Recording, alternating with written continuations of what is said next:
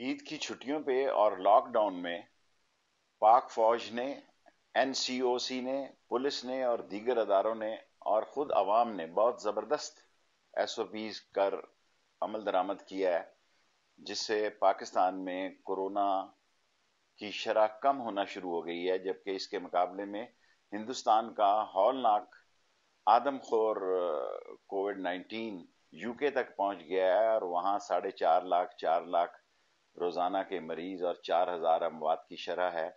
ऐसे आलम में मैं पाकिस्तान के तमाम अदारों को खराज तहसीन पेश करता हूं, जिन्होंने जबरदस्त काम किया और कौम ने भी कौमी जिम्मेदारी का सबूत दिया।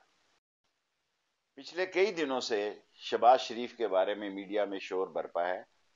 अभी तक शहबाज शरीफ का नाम ईसीएल में नहीं डाला गया, क्योंकि समरी जो है वो वापस नहीं आई कैबिनेट डिवीजन से। ये सोमवार को आ सकती है और मंगल को आ सकती है। ये एक ऐसा केस है जिसमें के 14 मुलजम पहले ही ईसीएल पे हैं और उनके खानदान के इस केस में 5 मुलजम जो हैं वो मफरूर हैं और वो खुद गारंटर हैं नवाज शरीफ के। और वो कोई लंदन सीधा नहीं जा रहे थे। लंदन का जो है उन्होंने पाकिस्तान को ब्लॉकिश किया हुआ था। उन्होंने पहले कतर में जाके 15 दिन करंटीना करना था और फिर यूके जाना था, और हमारे पास भी उनकी कोई मेडिकल रिपोर्ट नहीं आई।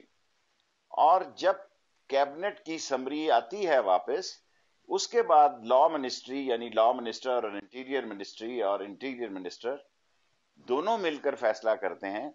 सो अभी तक आपको सोमवार मंगल को इंतजार करना होगा। उम्मीद है कि सोमवार मंगल तक ये समरी आ जाएगी और उस पर लॉ मिनिस्ट्री और इंटीरियर मिनिस्ट्री फैसला करेगी, और वही करेगी फैसला जो कानूनी, आईनी और आर्टिकल 25 के मुताबिक होगा।